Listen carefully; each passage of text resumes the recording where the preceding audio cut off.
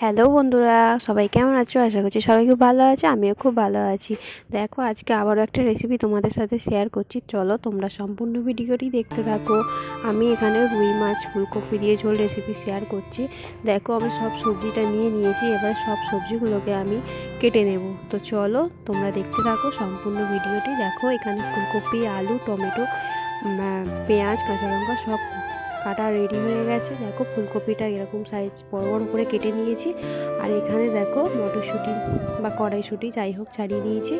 আর এখানে আছে ধনেপাতা কুচি। আর দেখো, মাছটাকে নুন হলুদ মাখিয়ে আগে থেকে রাখা আছে। তো চলো রান্নাটা এবার শুরু করা যাক। শীতের সবজি বিশেষ করে ফুলকপি, রুই মাছ আমার ভীষণ ভালো লাগে। তো তোমাদের কার কার ভালো লাগে অবশ্যই তোমরা কমেন্ট করে জানাবে। দেখো, প্রথমে কড়াই গরম হয়ে গেছে। সর্ষের তেল দেওয়ার পর তেল গরম হয়ে যেতে মাছগুলোকে প্রথমে ভেজে নেবে। তো আমাদের রান্নাটা সর্ষের তেলেই হচ্ছে, তোমরা চাইলে সাদা তেলেও করতে পারো, তবে সর্ষের তেলে রান্না করলে বেশি টেস্ট হয়। তোমরা যারা নতুন নতুন বন্ধু আমার ভিডিওটা দেখছো তারা অবশ্যই একটা করে লাইক কমেন্ট করে দিও। আর চ্যানেলটি সাবস্ক্রাইব করে পাশে থাকা বেল আইকনটি ক্লিক করে দিও, যাতে আমি ভিডিও ছাড়ার সাথে সাথে তোমাদের কাছে নোটিফিকেশনটা পৌঁছে যায়। আর দেখো, এভাবে মাছগুলোকে লাল লাল করে ভেজে নেবে। তো তোমাদের কার কার ভালো লাগে রুই মাছ দিয়ে ফুলকপি, তো তোমরা অবশ্যই আমাকে কমেন্ট করে জানাবে। আর দেখো, মাছগুলো প্রায় ভাজা হয়ে এসেছে। এবারে একে একে মাছগুলোকে তুলে নেবে। দেখো, এবারে সব মাছগুলোকে একে একে এবারে তুলে নিচ্ছে। তো মাছগুলোকে তুলে নেওয়ার পর কিভাবে রান্নাটা করছে সম্পূর্ণ ভিডিওটি তোমরা স্কিপ না করে দেখো। আর কেমন লাগলো অবশ্যই তোমরা কমেন্ট করে জানাবে।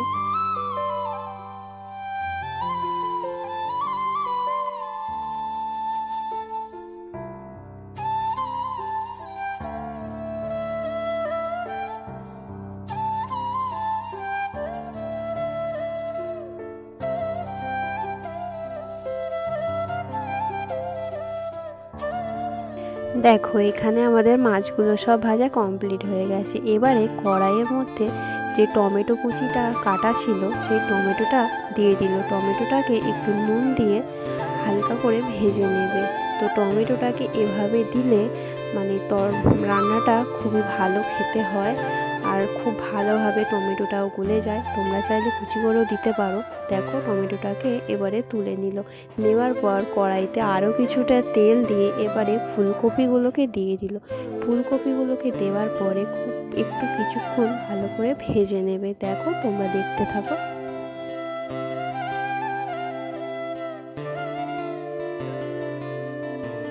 ফুলকপিগুলো কিছুক্ষণ ভেজে নেওয়ার পর দেখো, এখানে কেটে রাখা আলুগুলো দিয়ে দিল।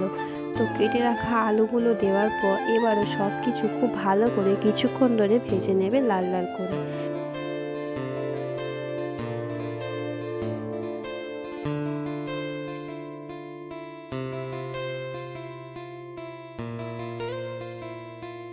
দেখো, এখানে আলু ফুলকপি ভালো করে ভাজা হয়ে গেছে। এবারে এর মধ্যে পেঁয়াজ কুচি আর কাঁচা লঙ্কা কুচিটা দিয়ে দিল।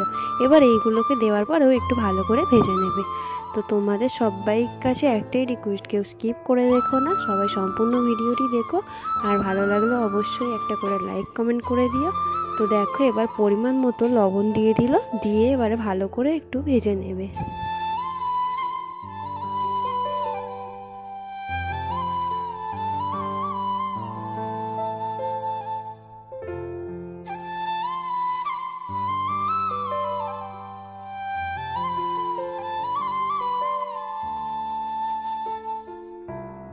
দেখো, আবারও কিছুক্ষণ ধরে ভেজে নেওয়ার পর এবারে মটরশুঁটিগুলো দিয়ে দিল।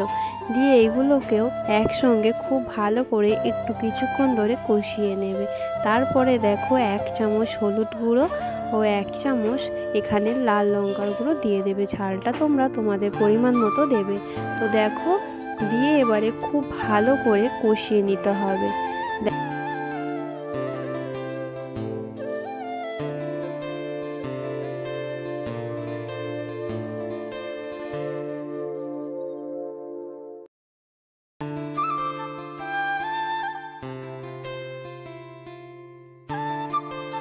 দেখো, সবজির সাথে মশলাটা খুব ভালোভাবে কষিয়ে নেওয়া হয়ে গেছে। এবারে এতে পরিমাণ মতো জল দিয়ে দিল, আলু আর কপিটা সিদ্ধ হওয়ার মতো। আর যেহেতু এটা একটু ঝোল হবে সেই কারণে জলটা একটু বেশি দিল। তোমরা কে কেমন ঝোল খেতে চাও তোমরা সেই পরিমাণ মতো জলটা দিও। দেখো এখানে একটু জল দেওয়ার পর তো একটা ঢাকনা দিয়ে ঢাকা দিয়ে দিল। তো কিছুক্ষণ পর দেখো ঢাকাটা খুলে নিল। দেখো ঝোলটা ফুটে গেছে। এবারে একটু নাড়িয়ে দেবে ঝোলটা। নাড়িয়ে দেওয়ার পর এবারে ভেজে রাখা মাছগুলো এর মধ্যে দিয়ে দেবে। দেখো দেখে নিচ্ছে কপি আলুটা সিদ্ধ হয়েছে কিনা, প্রায় সিদ্ধ হয়ে এসেছে, আর একটু বাকি আছে। দেখো এবারে ভেজে রাখা মাছগুলো ঝোলের মধ্যে দিয়ে দিল। ঝোলের মধ্যে মাছগুলো দেওয়ার পর এবারে একটু ভালো করে নাড়িয়ে নিয়ে মিশিয়ে নিল। দেখো তো ভেজে রাখা টমেটোগুলো এবার এর মধ্যে দিয়ে দিল। তো সব কিছু খুব ভালো করে একটু মিশিয়ে নেবে। মিশিয়ে নেওয়ার পর দেখো সব কিছু ভালো করে মিশিয়ে নিল। কপি আলু প্রায় কিছুটা সিদ্ধ হয়ে এসেছে। তো এবারে দেখো ফুটে গেছে। এবারে এটাকে ফোড়ন দিয়ে নেবে। দেখো এখানে ঝোলটা একটা গামলির মধ্যে এবারে ঢেলে নিয়েছে।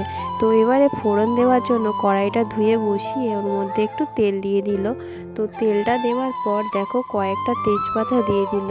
এটা ফোড়ন দিচ্ছে। তো তোমরা এটা এভাবে ফোড়ন দিও। এভাবে ফোড়ন দিলে তরকারির টেস্টটা খুবই ভালো হয়। দেখো তেজপাতাটাকে একটু ভালো করে ভেজে নিল। নিয়ে এবার এর মধ্যে 5 ফোড়ন দিয়ে দিল। সব কিছু যখন ভাজা হয়ে যাবে, একটা সুন্দর স্মেল উঠবে, তখন এর মধ্যে ঝোলটা ঢেলে দেবে। দেখো এবারে ঝোলটা এর মধ্যে ঢেলে দিল। তো ঢেলে দেওয়ার পর খুব ভালো করে একটু মিশিয়ে নেবে।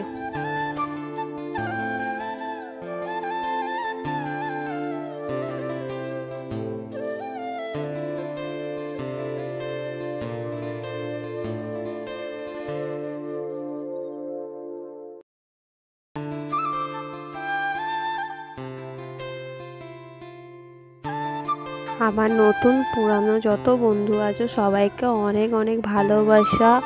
আর সবাই এভাবে সাপোর্ট করো। আমিও তোমাদের পাশে ছিলাম, আছি, থাকবো। দেখো টমেটোগুলোকে এবারে এইভাবে ঘেটে দিল। দিয়ে যাওয়ার পর এবারে দেখো ভাজা মশলা দিয়ে দিল। ভাজা মশলাটা দেওয়ার পর খুব ভালো করে এটাকে একটু মিশিয়ে নেবে। তো এইভাবে ভাজা মশলা দিলে খেতে খুবই ভালো লাগে। তো দেখো ভাজা মশলাটা দেওয়ার পর খুব ভালো করে মিশিয়ে নিল। রান্নাটা পুরোপুরি রেডি হয়ে এসেছে।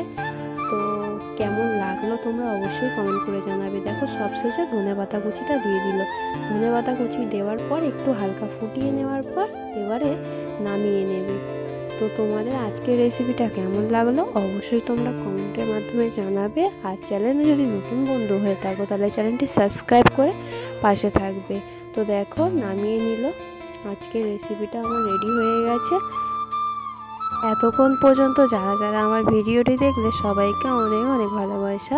সবাই খুব ভালো থেকো, সুস্থ থেকো, সাবধানে থেকো। আবারও দেখা হবে অন্য কোনো ভিডিওর সাথে। ততক্ষণের জন্য টাটা, বাই বাই, ভালো থেকো সবাই। আর এইভাবে সাপোর্ট করো, সবাই সবার পাশে থেকো। সবাই সবার পাশে থাকলে সবাই তবে এগিয়ে যেতে পারবে। কেউ কখনো একা এগিয়ে চলতে পারে না। তো চলো বন্ধুরা, টাটা, ভালো থেকো সবাই।